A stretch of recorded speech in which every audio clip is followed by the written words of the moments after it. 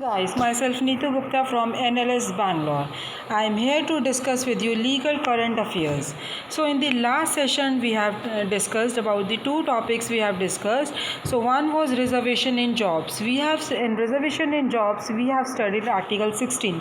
तो Article 16 को amend किया गया है उसमें, क्योंकि Article 16 है, it only talks about the discrimination in the basis of the public employment, ठीक है, और reservation to SCs and STs in appointments and reservation in promotion respectively. Is it clear? So अब आर्टिकल जो 16 है, एक नई provision add की गई है, article 16 clause 6. Is it clear? So उसमें रिजर्वेशन जॉब्स में उन्होंने बताया था. Next topic we have done 103rd amendment act 2019. तो इसमें भी आर्टिकल 15 और 16 अमेंड हुए थे, जिसमें कहा गया कि जो लोगों को रिजर्वेशन का बेनिफिट नहीं मिल रहा है तो उसमें उनको इंक्लूड किया था, दैट इज़ जनरल कैटेगरी. तो उनको इकोनॉमिकली वीकर सेक्शंस की कैटेगरी में इंक्लूड किया गया. And there are certain benefits कि कौन से उनके लिए क्राइटेरिया है किनको ये बेनिफिट मिलेगा. Is it clear? So next topic that we are going to take up is section 144 of CRPC. Now what section 144 of CRPC talks about? It talks about urgent cases of nuisance और apprehended dangers. तो उससे पहले 144 को study के करने से पहले हम दो आर्टिकल्स पढ़ेंगे इंडियन कॉन्स्टिट्यूशन के, that is article 19(1)(b) and 19(1)(d). तो 19(1)(b) it talks about assemble peacefully and without arms, कि it is your fundamental right to assemble peacefully and without arms. Is it clear?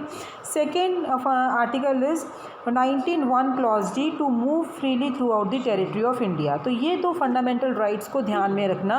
And but ये जो fundamental rights हैं ये absolute नहीं है. There are certain reasonable restrictions for for maintaining the public order, maintaining unity and integrity of the country. Now let us talk what section 144 talks about. देखो ये तो articles मैंने आपको पहले क्यों पढ़ाए हैं, क्योंकि आर्टिकल 144 भी कुछ इस तरह से है. सो ये जो 144 है ये एक पावर कन्फर करता है सीनियर मजिस्ट्रेट्स के ऊपर, ठीक है. वो सीनियर मजिस्ट्रेट्स आपके कौन से आ जाते हैं?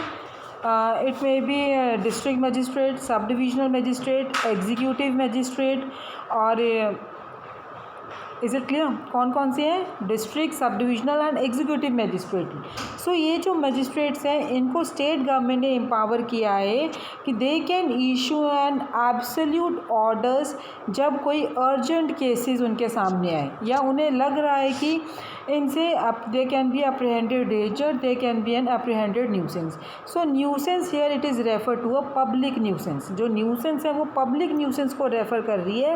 एंड जो डेंजर है वो पब्लिक ट्रैंक्विलिटी को डिस्टर्ब कर रहा है, कोई रॉयट कमिट कर रहा है, अफ्रे कमिट कर रहा है. So directions can be given only in the 3 cases. ये जो है कि अर्जेंट केसेस ऑफ न्यूसेंस और अप्रीहेंडेड के जो 3 केसेस हैं, सिर्फ उसी में डायरेक्शंस ये मजिस्ट्रेट्स दे सकते हैं. और वो क्या है? To prevent obstruction, annoyance, injury to any person lawfully employed. Next, danger to human life, health and safety. And third, disturbance of the public tranquility or a riot of an affray. Is it clear? So 3 cases क्या I am repeating for you. To prevent obstruction, annoyance or injury to any person lawfully employed. Second, danger to human life, health and safety. And third, danger, disturbance of the public tranquility or a riot or an affray. सो अब ये जो section 144 है इसका purpose क्या है, object क्या है, main aim क्या है? Its main object is to enable the magistrate in case of emergency to make immediate order for the purpose of preventing and immediate breach of peace. Is it clear? So section 144 clause 1 आपका क्या कहते हैं कि जो magistrate हैं वो material fact state करेंगे जब वो ऑर्डर कर रहे हैं. समन्स के फॉर्म में भी वो ऑर्डर को सर्व कर सकते हैं, डायरेक्टली भी वो कर सकते हैं, एक ऑर्डर दे सकते हैं to abstain a person from doing certain act. Is it clear? अपने ऑर्डर में वो क्या कर सकते हैं? To take certain order with certain property in his possession और under management. So this was your section 144 clause 1. 144 clause 2 क्या कहते हैं? क्लॉज 2 सेज कि अगर एमरजेंसी के केस में इमरजेंसी है और वहाँ पे सर्कमस्टांसेस इस तरह की आ गई हैं कि they do not admit of the serving in due time of the notice, जिसके अगेंस्ट ऑर्डर देना जिस पर्सन केस, तो ऑर्डर को एक्स पार्टे भी दे सकते हैं, पास कर सकते हैं। Is it clear? नाउ 144(3) क्या कहते हैं? Order under section 144 it may be directed to a particular individual also.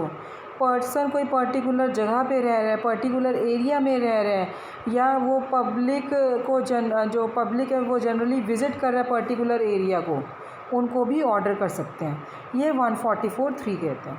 So whenever there is a conflict between public interest and private rights, तो कौन सी प्रिवेल होगा? पब्लिक इंटरेस्ट प्रिवेल होगा। Is it clear?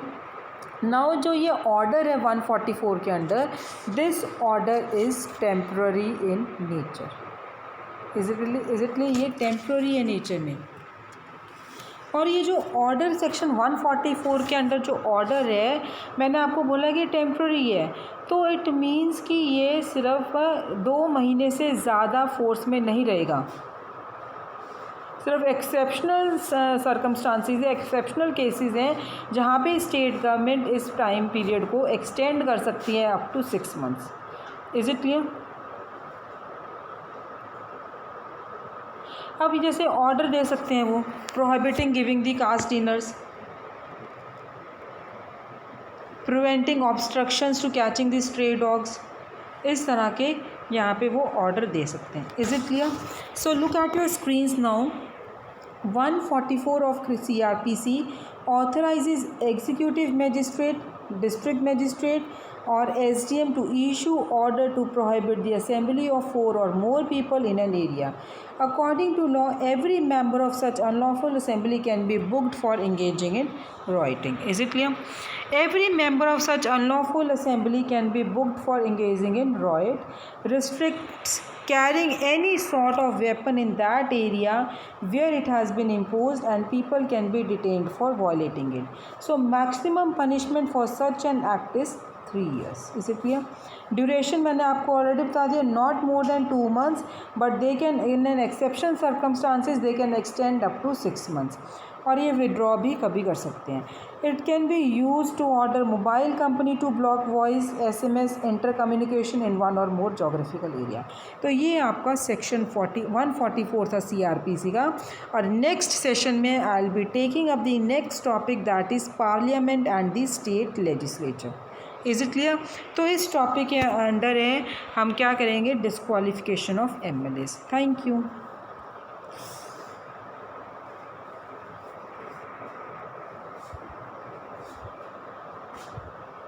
एक minute.